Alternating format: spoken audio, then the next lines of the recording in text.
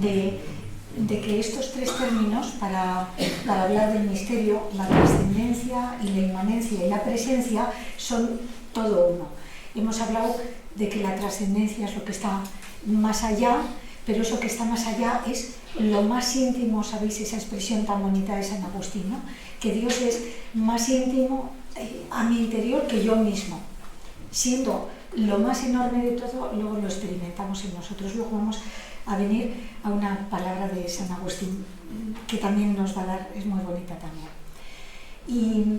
Y entonces, ahora vamos a hablar de ese otro término, presencia, que se une con estos dos de la trascendencia y la inmanencia, para verlos como tres términos que están juntos, que están relacionados entre sí, aunque nosotros tengamos que separarlos para entender, pero teniendo presente esto, ¿no?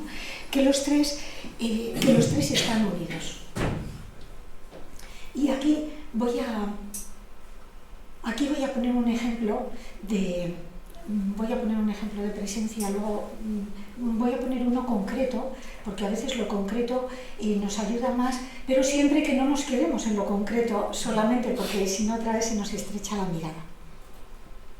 Cuando en el libro de los Hechos, si os acordáis, cogieron a los apóstoles y los azotaron y les dijeron: oye, que nosotros os hemos prohibido hablar en nombre de ese, que es como llamaban a Jesús después de la, bueno, para ellos no de la resurrección, después de que Jesús ha muerto, los discípulos, atravesados por la certeza de que Jesús está vivo, ha cambiado su modo de percibir la realidad, y entonces salen a anunciar por todo Jerusalén la salvación. Luego vamos a ver que la salvación es otro de los nombres del misterio, la salvación que ha traído Jesús.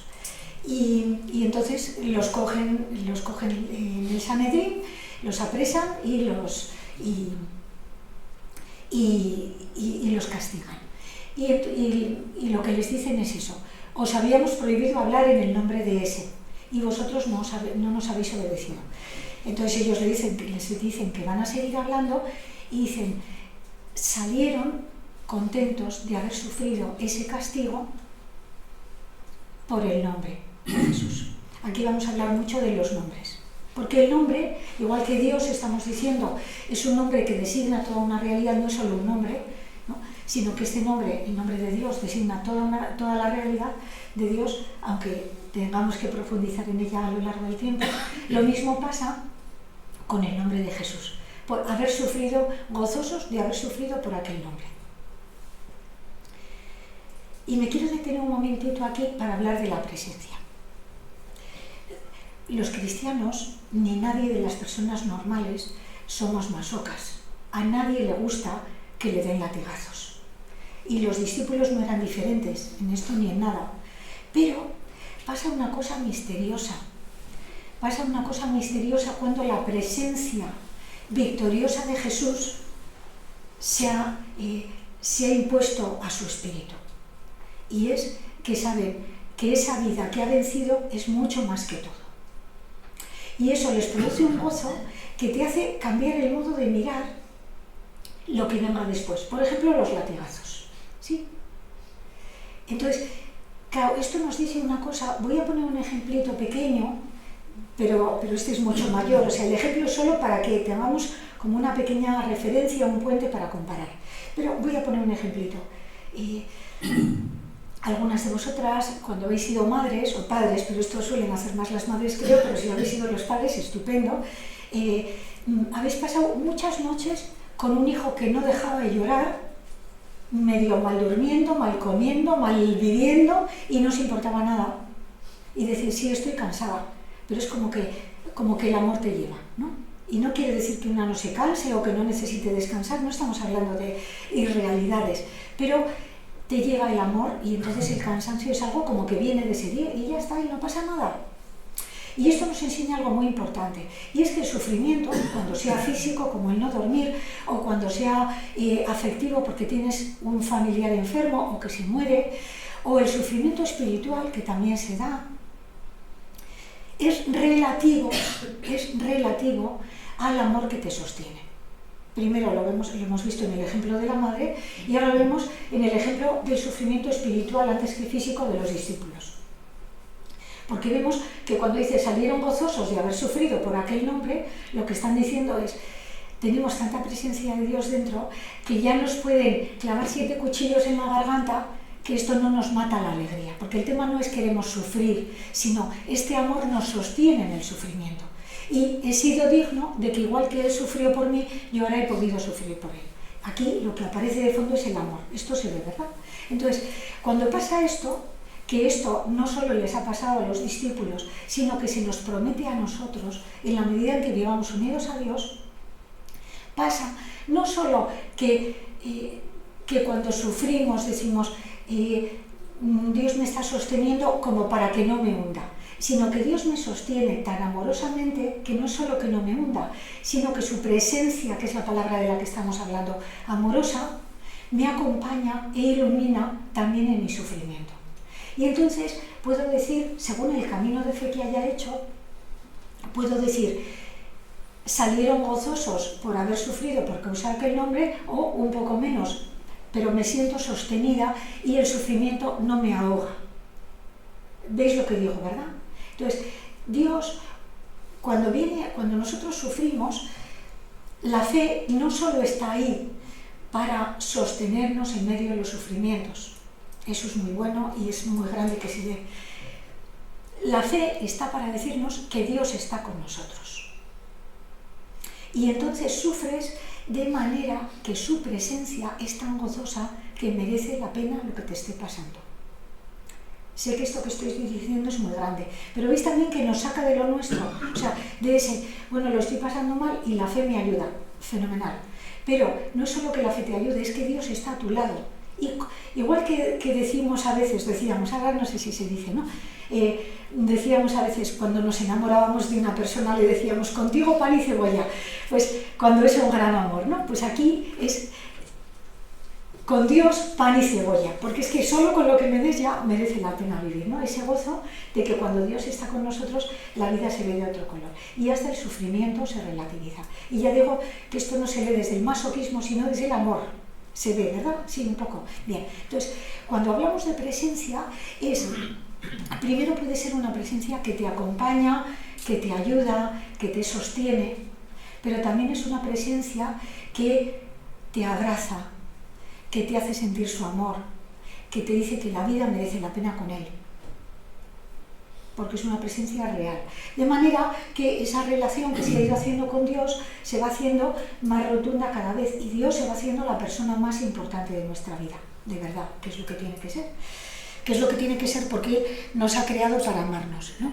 Y entonces por eso decimos, la presencia es Dios mismo en acto permanente de donación, se nos da, y de revelación de sí mismo, porque cuando se nos da, nos está diciendo su amor, nos está diciendo su cercanía, nos está diciendo palabras de cómo quiere que vivamos eso, o de para quiénes, porque igual que Él es para todos, en la medida en que Él va transformando nuestro espíritu, a nosotros también nos hace para muchos, no para todos como Él, pero para muchos, los que Él quiera. Y entonces la presencia nos lleva a vivir en esa relación. Y en esa relación se da por una parte ese reconocimiento de que Dios es enorme, y entonces decimos, ¿por qué a mí? ¿No? ¿Cómo es que a mí me visite la madre de mi Señor, como dice Isabel, ¿no? O María se quedó ante estas palabras y se preguntaba qué saludo era aquel, la certeza, porque ya veis que esta palabra tan grande que decimos de la trascendencia luego se da en situaciones concretas, como la anunciación, como la visitación, montones de cosas, de situaciones en la vida, ¿no? Que viene Dios y te bendice, ese Dios inmenso, amorosísimo, inabarcable, viene a tu vida a centrarla con su presencia y a hacerte vivir desde ahí. Y entonces, lo que decíamos, esa presencia suya habla de trascendencia, lo que decíamos de que luego lo íbamos a unir, esa presencia suya te habla de trascendencia, de esa trascendencia suya que se da en la más absoluta inmanencia, o sea, como en tu interior experimentas a Dios con todo lo pequeño que eres y ahí experimentas a Dios y puedes empezar a vivir desde Él. Y así tenemos definida la relación. Claro, ¿qué pasa con esto? Si, por ejemplo, hiciéramos esto que hacemos tantas veces en las parroquias, de, bueno, vamos a presentarnos, ¿qué diríais?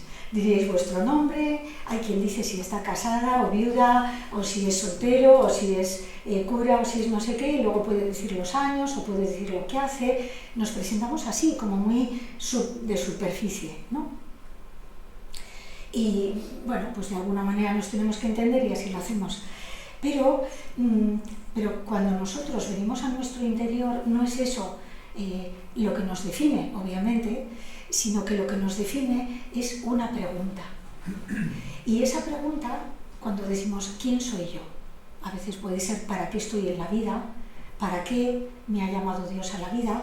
Entonces, esa pregunta no se responde, desde luego, cuando das unos datos parecidos a los de tu carnet de identidad, pero tampoco es esa pregunta, se responde cuando hablas de tu trabajo, por mucho que te haya gustado, o hablas de que eres padre o madre, por mucho que te haya gustado ser padre o madre o te guste, sino que lo que te define es algo más hondo, algo que no tiene nombre, algo que nos remite a Dios. Y por eso San Agustín se pregunta, ¿quién soy yo?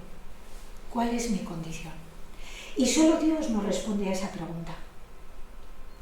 Porque hay veces que en las experiencias de fracaso o en las experiencias de no saber o en la falta de salud, en tantas situaciones, tenemos la tentación, otra vez mirándonos en superficie, de decir, si no valgo para nada, no oigo o como me quede ciega o como me tenga que quedar atada a una silla de ruedas, ¿para qué valgo yo?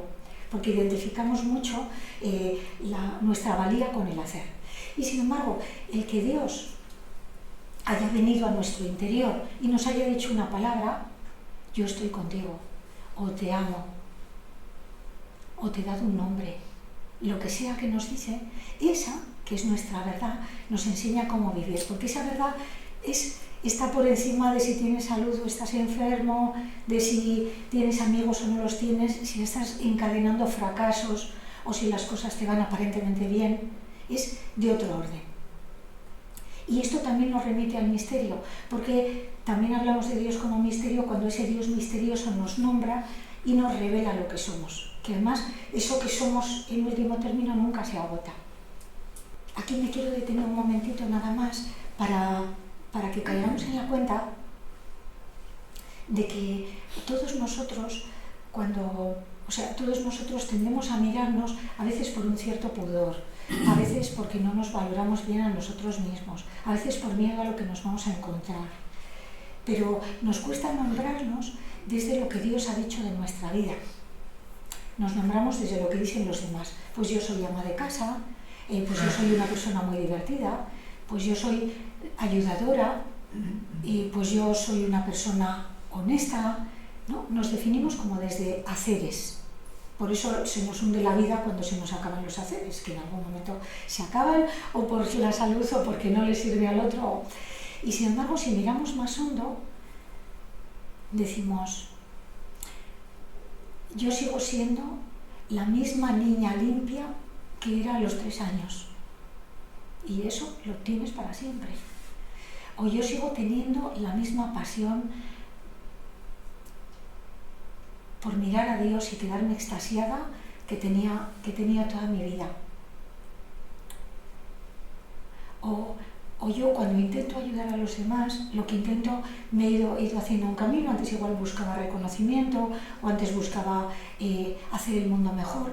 Y ahora creo que soy manos de Dios que hacen que las cosas, como que a través de mi ser servicial estoy acariciando a las personas, estoy haciendo que se sientan queridas, estoy haciendo mucho más de lo que se ve, mucho más de lo que jamás sabré hacer con palabras, porque todos, todas, absolutamente todos y todas, somos rostro de Dios. Todos hemos recibido un don de Dios que nos hace manifestarle a Él en medio de la vida, absolutamente todos. Y entonces descubrir cuál es ese don nuestro, que ya veis que lo digo y seguro que más de uno lo estáis pensando y en general no lo sabemos. Decimos, vamos por ahí, ¿quién soy? Pues Dios mío, ¿cuál es mi condición? Mi condición es ser criatura tuya, ser obra tuya que se manifiesta así, se manifiesta precisamente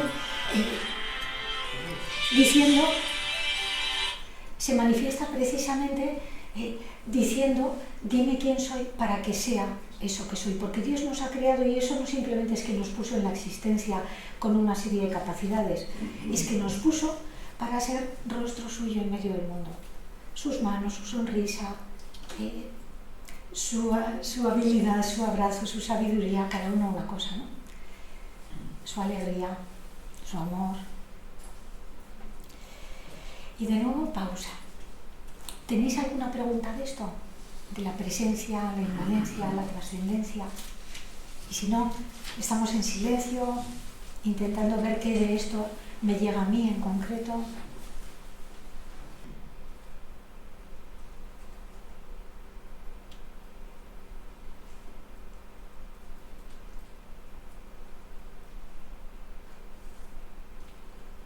Seguimos adelante, ¿os parece?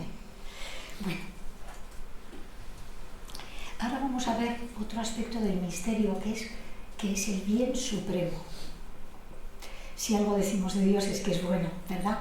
Y sin embargo, esto no es simplemente, lo de Dios no es simplemente ser bueno, aquí se incluye lo que hemos dicho de trascendencia, sino que es bueno de un modo que ninguno de nosotros lo es, supera todo bien. Y al superar todo bien, precisamente todo lo bueno nuestro se define desde Él. Porque como Él es la definición de bien, la bondad que yo llame bondad se va a entender desde el bien que Dios es. Entonces vamos a ver qué decimos cuando decimos que Dios es el bien supremo.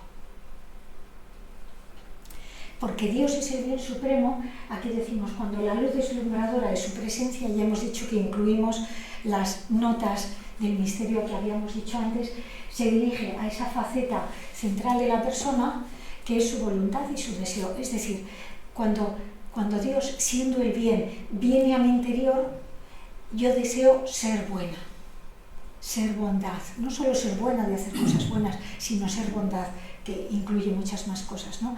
Incluye mirar bien, incluye cuidar mi espíritu para que no le entre nada malo, sino que en mí crezca el bien, etc. Entonces, viene a nuestra voluntad, que se manifiesta en el deseo de querer ser buenos, y viene a mi deseo, que es la purificación de ese deseo. Nosotros, en nuestro interior, algo de lo más significativo del ser humano son nuestros deseos. De hecho, cuando una persona dice, yo ya no deseo nada, dices, mi madre, aquí hay algo muy roto, ¿no?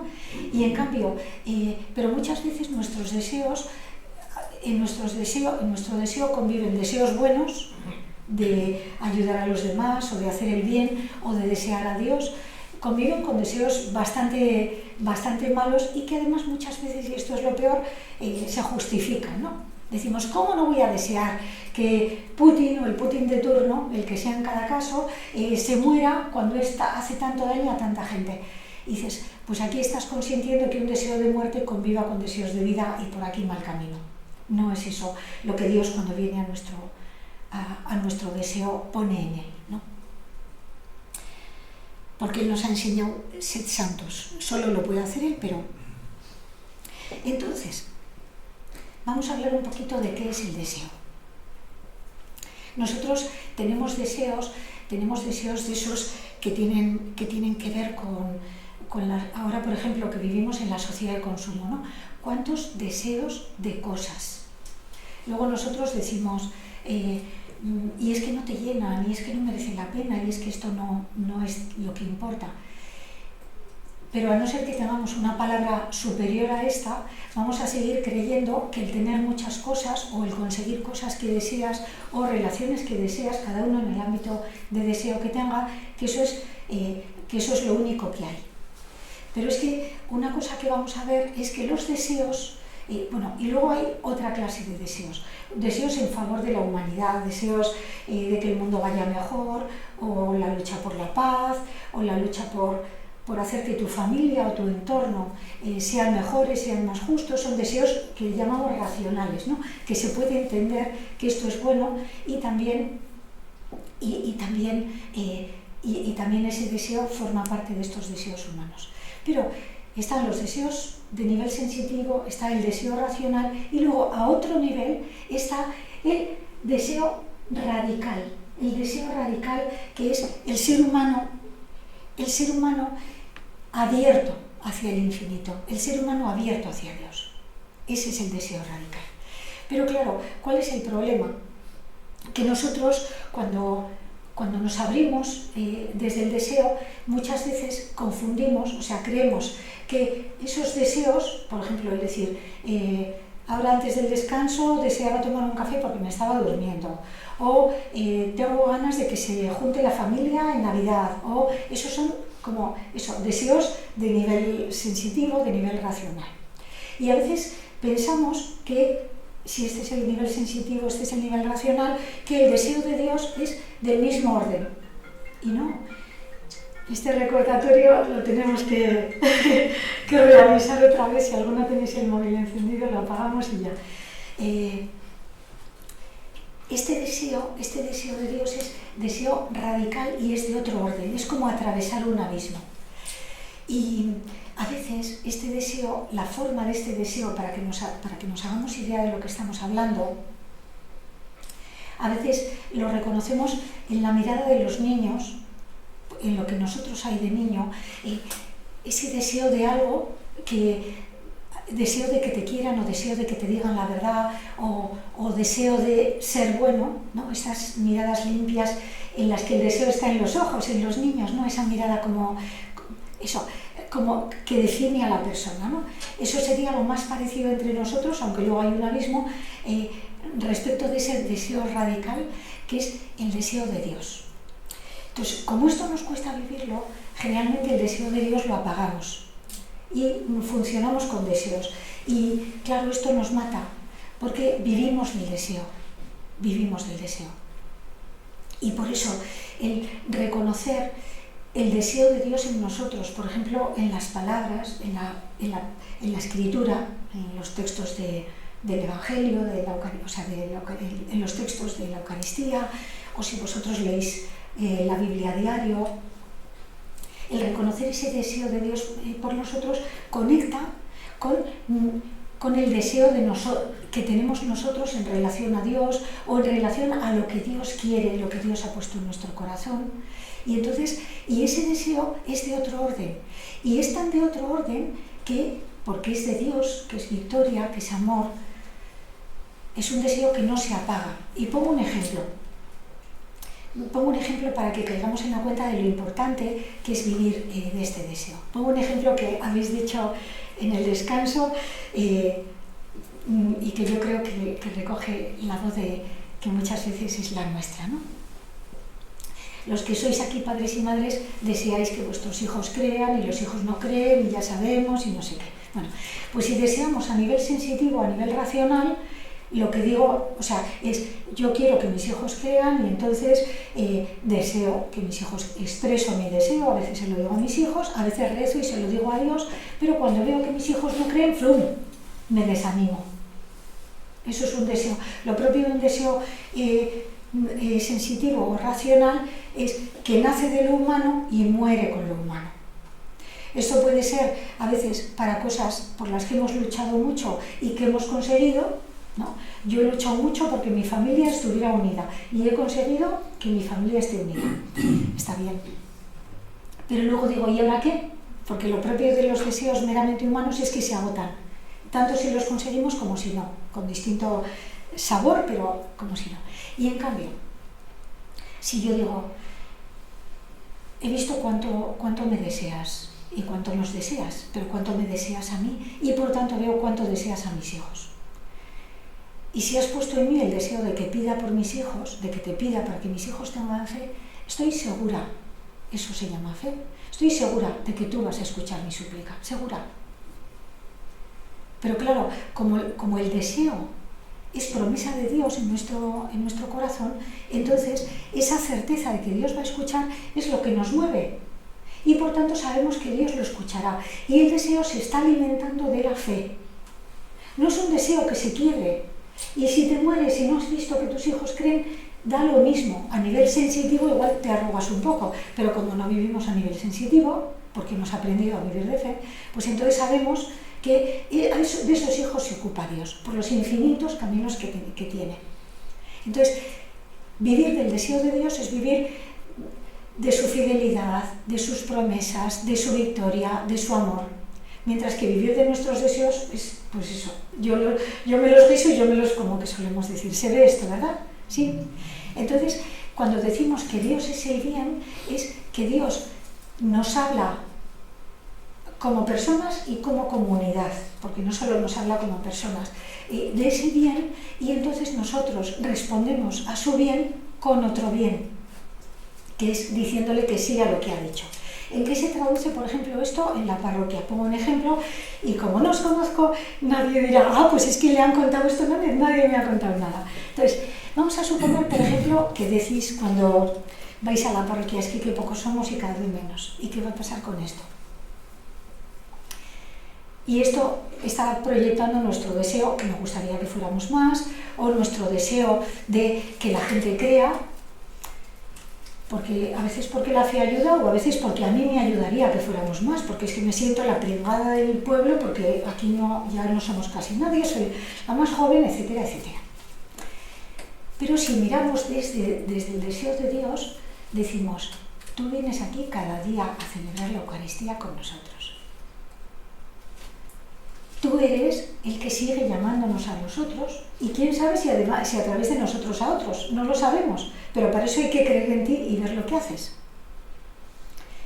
Y entonces, si ese deseo de Dios se imprime, que es su bondad, su bien, alcanza mi corazón, entonces lo que voy a hacer yo a continuación es desear que ese deseo que Dios ha puesto en mí se manifieste en mi vida en forma de querer lo que Dios quiere, que es, vamos a ser los que en esta generación sostienen la fe, porque es lo que tú nos has llamado a ser. Y luego igual, a otro nivel, hay que hacer otras cosas, preguntarnos si lo podemos hacer mejor, no sé qué, lo que sea, pero es de otro nivel. Pero a mí me has dado la fe, y entonces yo vivo de la fe que me has dado porque sé que es un tesoro. Si no se la has dado a otros, yo qué sé, como le dice Jesús a Pedro, ¿no? ¿Y a ti qué más te da de ese? Ya veré yo lo que hago con el otro.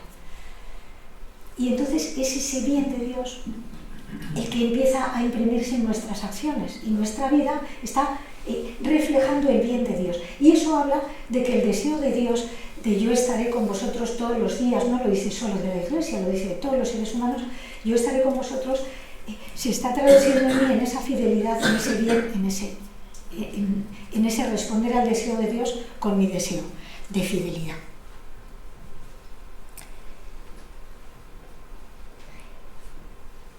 Y entonces a partir de aquí nos damos cuenta de que ese bien de Dios nos hace buenos. Nos hace buenos primero porque nos aporta un modo de estar en la vida que, claro, si una persona dice, a mí Dios me ha dado la fe y yo lo que tengo que hacer es creer en mi nombre, pero en nombre de otros también, ¿no? Porque, claro, ¿por qué nosotros seguimos manteniendo la fe si no somos ni más fieles, ni más constantes, ni hemos hecho mayor cosa para mantenerla, cuando otras personas que empezaron con nosotros no la tienen? Pues porque Dios nos encarga a nosotros sostener la fe de este pueblo, de esta generación, indignos, lo que decíamos, no, Él es grande, nosotros pequeños, pero privilegiados. Y entonces el decir, ¿cómo hago para vivir de esta fe que Dios me ha dado? Y entonces voy quitando, ¿no? Y eso me da, eso que aquí se llama dignidad moral, la condición de justo, de moralmente valioso. El mantener la fe, y no solo mantenerla, sino acrecentarla, el decir, pues yo voy a ser fiel a ti porque tú estás siendo fiel a mí. Y veo que en medio de esta sociedad que no cree, a mí me dice que crea en su nombre y en el mío. Y donde voy a gastar la energía es en eso, en responder a lo que tú me has dado, a lo que tú estás haciendo para mí, a través de mí y para otros. Y entonces decimos, esto tiene sentido, esto es valioso, esto es justo, esto da a mi vida un sentido más allá del sentido que yo por mis fuerzas le pueda dar. Esto se ve, ¿verdad? Se ve, ¿sí? Y entonces la vida tiene esa consistencia que Dios le ha dado muy concreta, en el ejemplo de la fe, y cada uno lo va a trasladar luego a las formas concretas de las que Dios nos esté hablando.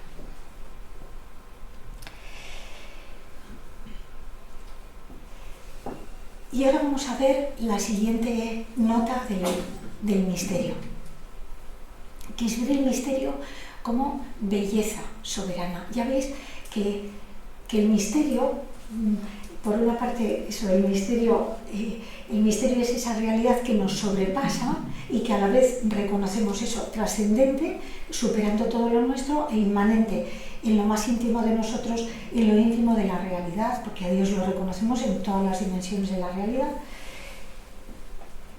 Lo reconocemos presente, esa presencia que hemos dicho a nuestro lado, y lo reconocemos como el bien. Entonces ya vamos teniendo como notas para reconocer la presencia de ese misterio y por eso, y desde ahí, relacionarnos con él. La siguiente nota de la que vamos a hablar es la belleza. A través de la belleza todos tenemos experiencia de ir a Dios. De esto tenéis experiencia. Hemos puesto el ejemplo antes de la naturaleza. ¿Veis que la belleza nos lleva a Dios? A veces tenemos el peligro de que nos quedemos en la cosa, ¿no? Que si uno ve un cuadro muy bonito o escucha una música que le gusta o ve algo en la naturaleza. En el descanso hablábamos del fuego. El fuego puede ser algo que te calienta, que te extasía porque es bellísimo, que te inspira porque dices qué fuerza y qué vigor y que todo lo que sea, ¿no? Y tanto de inexpresable que por tanto nos lleva al misterio, pero también nos puede llevar más allá, a decir, el fuego me está hablando de algo de lo que tú eres.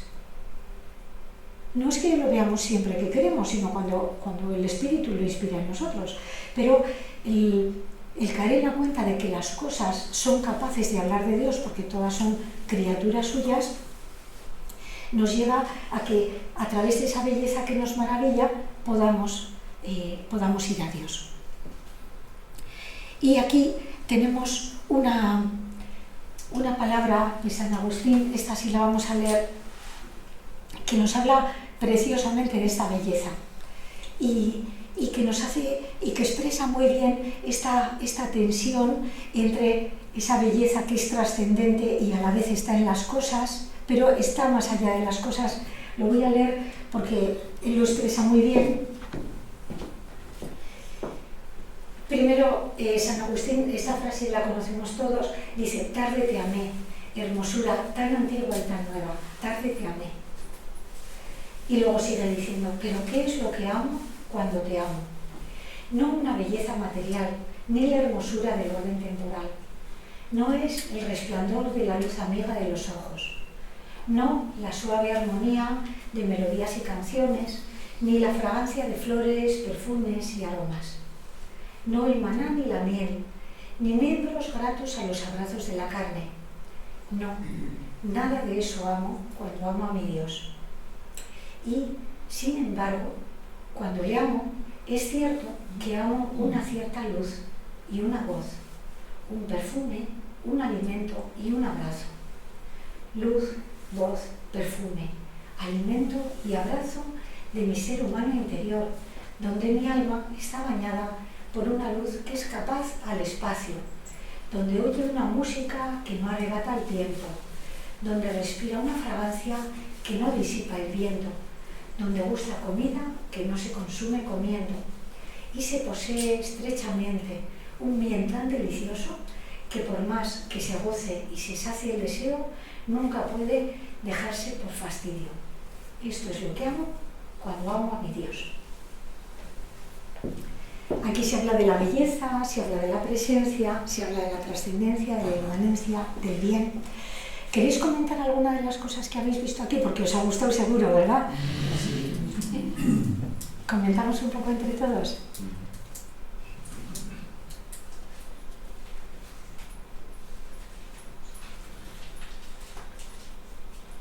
así tranquilamente. Igual es decir una frase que os ha gustado, o decir esto me ha gustado por esto. Porque es que cuando le amo es cierto que le amo una cierta luz y una voz.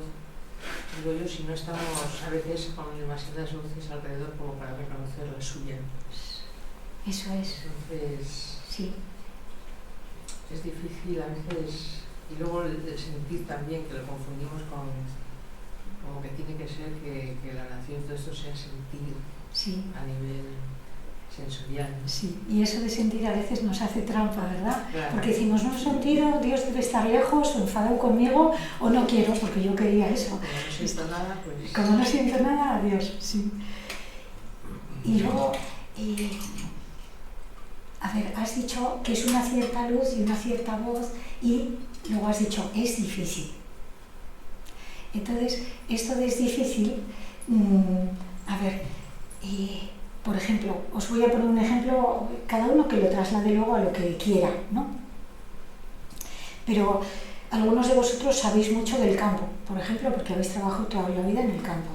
Algunos de vosotros sabéis mucho de telas, algunos de vosotros saben mucho de madera, algunos saben mucho de contabilidad, ¿no? Sí, ¿verdad? Y entonces cada uno sabe de lo que sabe, o de enfermos, cada uno sabe de lo que sabe. ¿Cómo hemos aprendido? Poniéndonos en aquello. Y entonces eso pasa de ser difícil a ser más fácil, ¿no? Entonces, cuando decimos esa cierta luz y esa cierta voz, es difícil saber.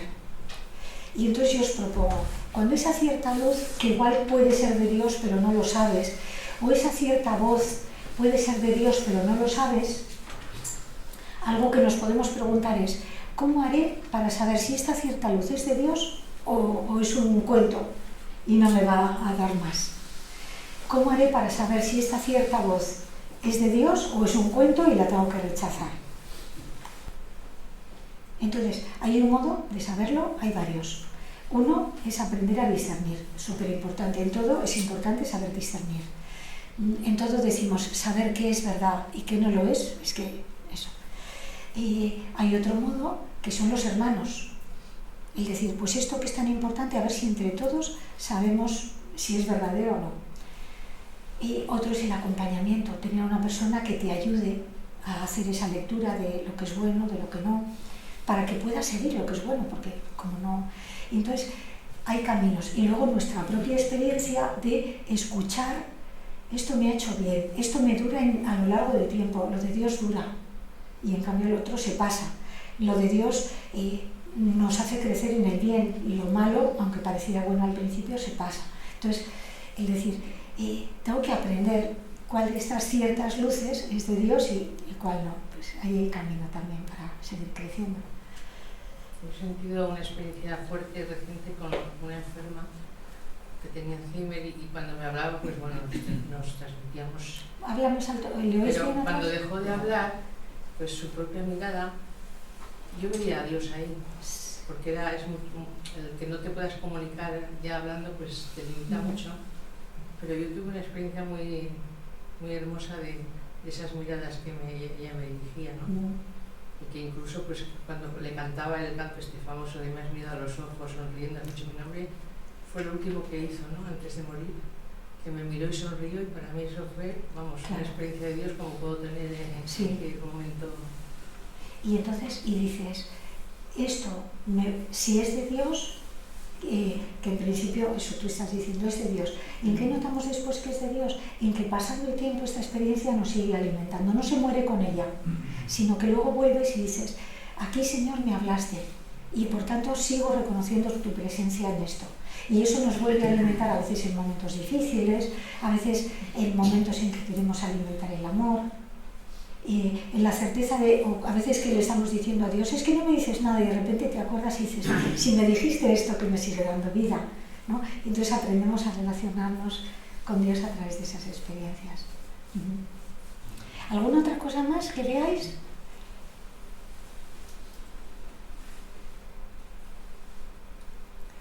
Antes, cuando Pachi ha terminado, ha dicho Santa María de los Caminantes o algo así, ¿no? Entonces, nosotros vivimos en camino. Y aquí se expresa bien este vivir en camino, porque por una parte dice, no es, por una parte digo, no es el maná, ni la miel, ni los abrazos, no es eso lo que amo a mi Dios. Y sin embargo, en estas cosas, a través de estas cosas, si por ejemplo, yo digo, vamos a suponer que esto es algo que a mí me gusta, lo que sea, que esto es la miel o el maná o los abrazos, y yo digo, yo quiero esto, y me aferro a esto, entonces me pierdo a Dios. Sin embargo, si en esto que amo percibo a Dios, entonces agradezco a Dios que me haya dado esto, pero sigo caminando. Esa lógica de peregrina que es la nuestra, ¿no? Se ve, ¿sí? Entonces, el que en las infinitas cosas que Dios nos regala cada día, la vida, el fuego que decíamos antes, la comida, las personas que hay en nuestra vida, si ahí podemos reconocer el amor de Dios y a la vez soltarnos de eso, porque Él dice, ¿no? Dice, no es, ¿no? Pero es cierto que amo algo de esto, pero lo amo como ocasión para que me lleve a Dios. Para ver esto hay que estar enamorados de Dios. Entonces, cuando en esto puedo ver a Dios, entonces cada cosa puede ser ocasión de que me acerque a Dios. Y entonces esa belleza que está por todas partes, en el sol, en la miel, en la luz, en el abrazo, esto me lleva a Dios, lejos de hacer que me quede en eso, que entonces estoy rechazando a Dios, es ocasión de que me vuelva a Él. Y esto lo podemos hacer todos, en que cuando sale un día de sol o cuando sale un día de lluvia, que no solo los días de sol nos es más fácil ver ahí a Dios, ¿no? Pero el decir, gracias Señor por esta lluvia, de manera que te lleve a Él. Gracias Señor por este sol, de manera que te lleve a Él. Gracias Señor por esta situación compleja, porque me sirve de recordatorio para volverme a ti, para pedirte ayuda, para seguir en relación contigo.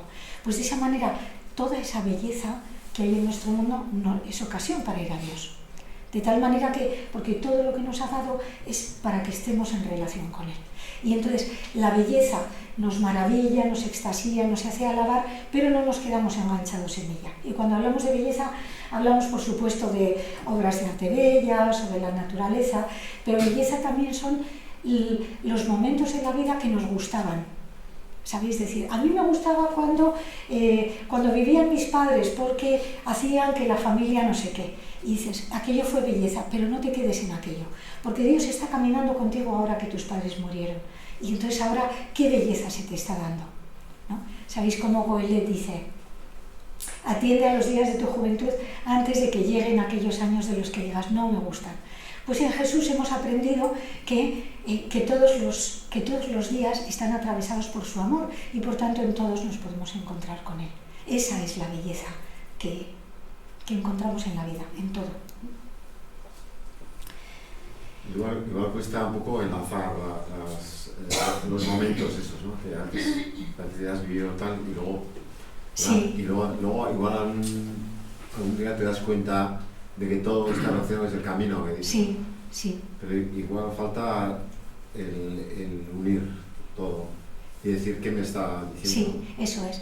Y ahí haría falta vivir con pausa, o sea, para decir, ¿qué me estás diciendo hoy? Porque a mí no me gusta. Y sin embargo tú estás aquí y tú eres capaz de hacer todo hermoso. O sea, si Él puede hacer que los discípulos digan contentos de haber sido castigados por causa de ese nombre, o sea, si puedes hacer que unos latigazos se vivan con amor, podrás hacer que esta casa vacía o que este fracaso que me hunde la vida, y a un nivel me la hunde, pero qué vida, qué amor me quieres dar aquí, ¿no? Y de hecho, y hace falta pararse, tener la valentía de preguntárselo a Dios. A veces primero nos enfadamos, lo que sea, ¿no? Pero luego el decir, haz que pueda ver la belleza que tu belleza soberana estás poniendo también en esta situación de mi vida. Porque Jesús ha abrazado todo lo nuestro, o sea, nosotros vemos la cruz, cada uno verá porque estamos cada uno en distinto momento, pero lo que ha hecho Jesús en la cruz ha sido abrazar toda nuestra muerte, que es lo más horrible de abrazar, ¿no? Cargó con todos nuestros pecados y de ahí ha salido la vida. Esa es la pauta para siempre. De cualquier mal, Él puede sacar vida. Nosotros nos tenemos que acercar con fe. Entonces, de cualquier situación de la vida que no nos guste o que nos parezca temible, Él va a sacar vida. Qué bien que preguntéis. ¡Viva! La contradicción entre belleza y sufrimiento. No estamos hablando ahora de la belleza. Sí. Pero muchas veces parece que al seguir el camino también que sale sufrir. Sí. Ante los avances científicos que hay, tecnológicos, en medicina, en biotecnología, etc., muchas veces unos enfermos también, bueno, no te tomes la pastilla para no sufrir, no hagas esto porque hay que sufrir, o no hagas esto porque hay que sufrir. Esa contradicción a veces no la llevamos mal. Parece que vos es gente que sufrir, ¿no? Pues si puedes pasártelo bien, pues te lo pasas, que está bien peño. O si puedes no sufrir ante una enfermedad, pues no sufras. Sí. Ahí no sé si Sí. hace la iglesia Sí. un poco, A ver, primero, el sufrimiento cuando viene, el de verdad. Porque con la pastilla, no me tomo esta pastilla para no sufrir. Es como si viéramos que la palabra última es el sufrimiento. O sea, que a Dios le gusta que suframos. A Dios no le gusta que suframos. Él no ha querido sufrir. Él dice, Padre, si quieres, aparta de mí este cáliz. Luego, lo que más quiero es la relación contigo, el amor, obedecerte.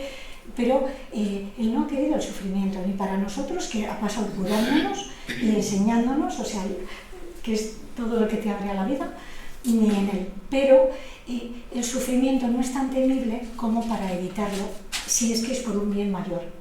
Entonces, la pregunta ante el sufrimiento es, ¿de qué vida me estás hablando aquí? Y entonces, y ahí ya estamos poniendo por delante a Dios y en función de eso lo que toque sufrir. Si tú, por ejemplo, ahora tienes un hijo que se queda sin trabajo, ¿te toca sufrir o no te toca sufrir? Te toca sufrir. No lo has buscado, ni tu hijo lo ha buscado, pero dices, prefiero sufrir contigo a sacudirme el problema y decir, mira, yo ya te crié, apáñate. Dices, yo quiero sufrir contigo. Y si va al hospital, tú quieres sufrir con él, ¿no? O sea, el sufrimiento tiene sentido siempre que se puede vivir en relación a un amor mayor. Lo de la pastilla, yo no lo había oído, pero el decir, si la pastilla muchas veces, o sea, es algo de la vida que me va a ayudar a, pues eso, a vivir mejor lo que tengo que vivir. Y a la vez la pastilla, con todos los avances técnicos, no me va, o lo que sea, médicos en este caso, no me va a quitar el sufrimiento, por ejemplo, de que sí, pastillas para quitar el dolor, pero me enfrento a la muerte, ¿me lo pregunto o no me lo pregunto? ¿No? O con el tema de la eutanasia, decimos, la eutanasia me puede hacer que se me termine el dolor, pero es lo importante el dolor o después de todo lo que llevamos vivido, no será cosa de preguntarle a Dios, ¿cuándo quieres que termine yo mi vida? ¿Soy yo el que la tengo que terminar o tienes tú una palabra que decir? Y eso, no diciéndoselo como si Dios fuera una especie de juez que dice, cuanto más sufráis, más contentos. No ha dicho nunca eso Jesús, sino quiero estar contigo en todo. Y fíjate de que si yo te estoy dando vida, es para darte vida en esa vida. También en el sufrimiento puedo dar vida, ¿no? Y entonces, el sufrimiento lo miramos en relación al amor. Porque el amor es aquí lo que tendríamos que ver es amor, no solo sufrimiento. Porque si no, pues no estamos viendo bien. Porque lo que le ha sostenido ha sido el amarnos, ¿no? ¿Te respondo? Sí, ¿Ha falta algo? Dime qué. No, de la evolución histórica, pues empezamos a discutir hasta si la Tierra es plana o si una técnica armónica como... Ya. A ver, digo que hay que sufrir, digo, sí, también, pero por eso, claro, el decir, no, hay que amar.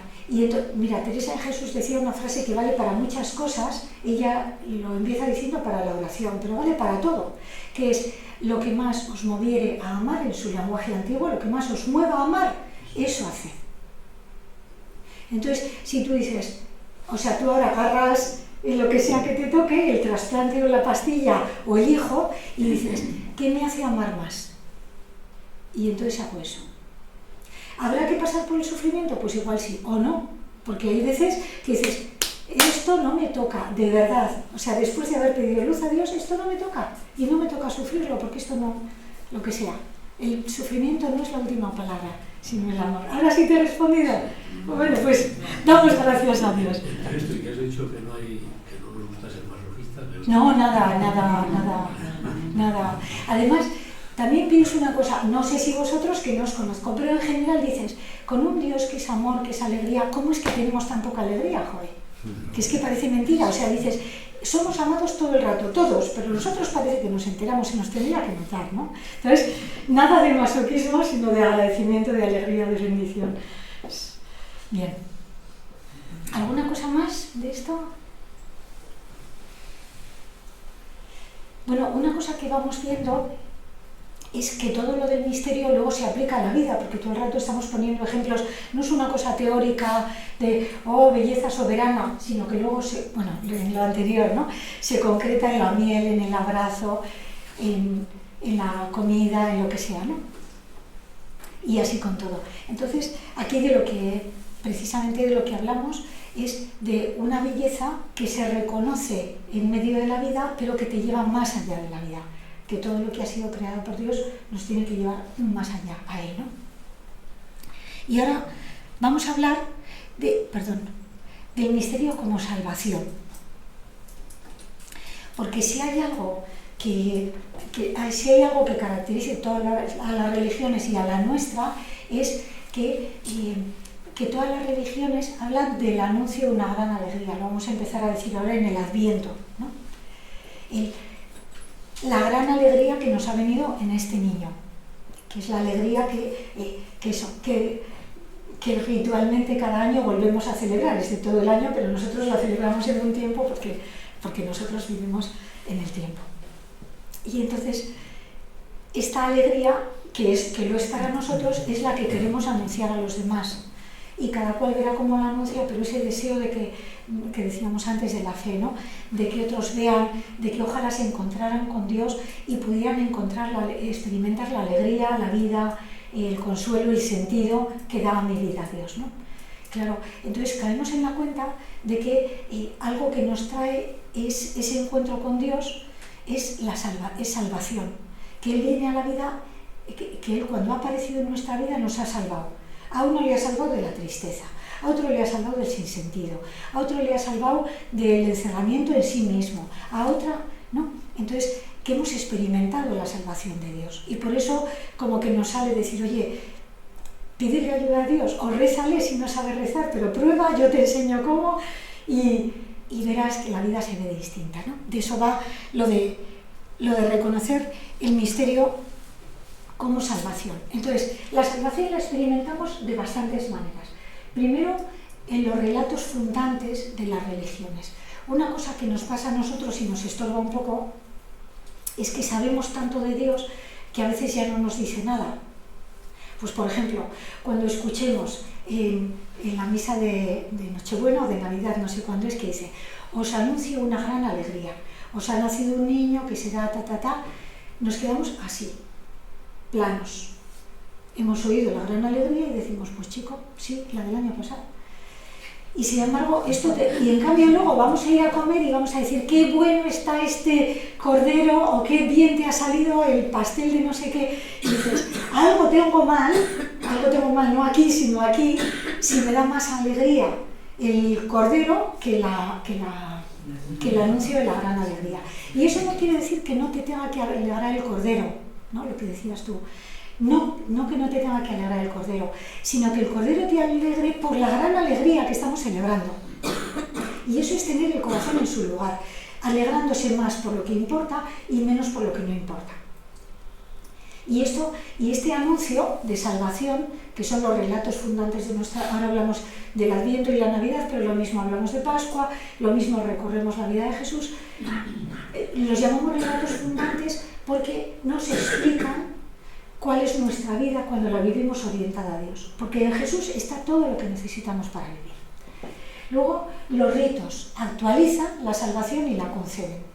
Esto es lo que hacemos en un bautizo, es lo que hacemos en una Eucaristía, lo que hacemos al celebrar el sacramento de la reconciliación. Actualizamos la salvación, puede ser el perdón de Dios, puede ser su entrega, y a la vez esa salvación sigue pasando por nuestra vida. Luego, otra cosa que experimentamos es otro modo de vivir el tiempo. Ahora, por ejemplo, que tenemos como tantas voces en nuestro tiempo, ¿no?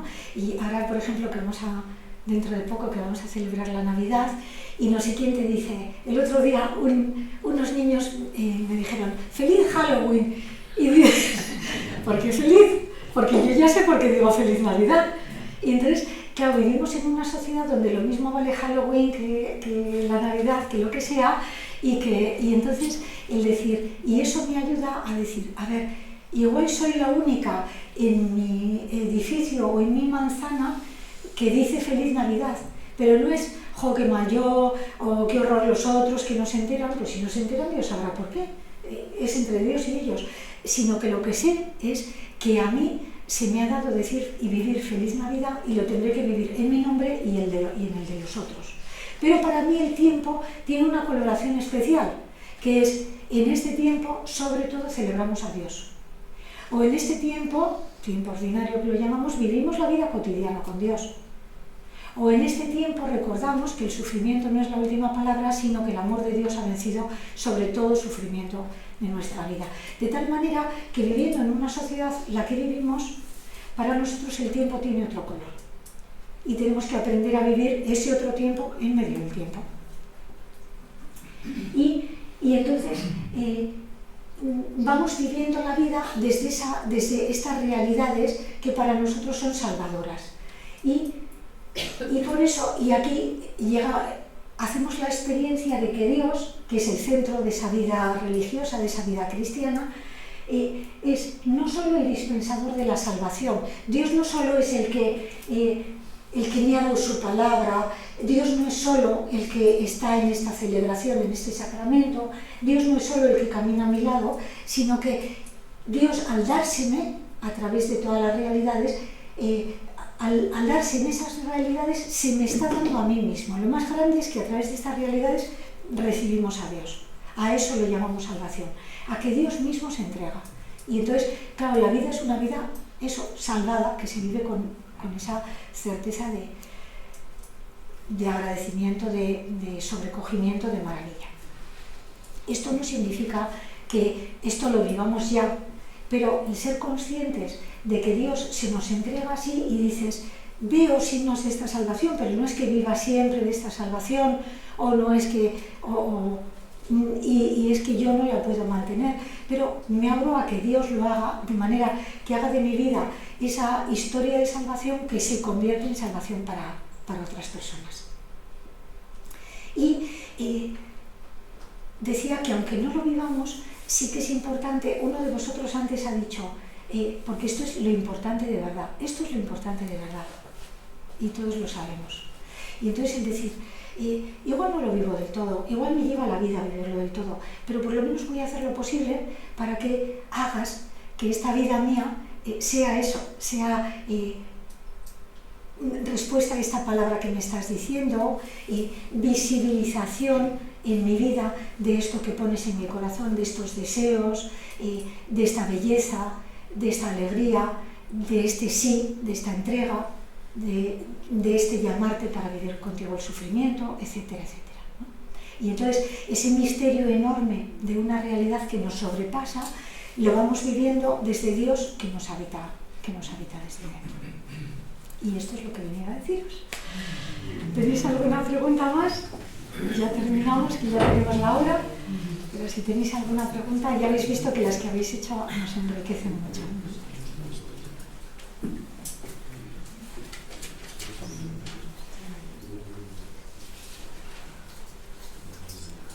¿Alguna?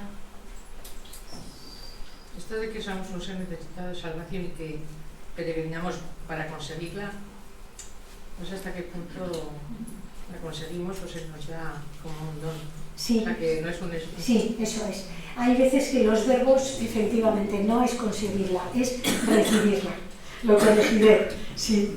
Corregiré. Gracias. Es recibirla, es obtenerla. Recibirla. Bueno, es una tensión siempre que la Sí. gente está viviendo. Sí. Pero es tensión entre lo que Dios nos da y lo que nosotros... Sí.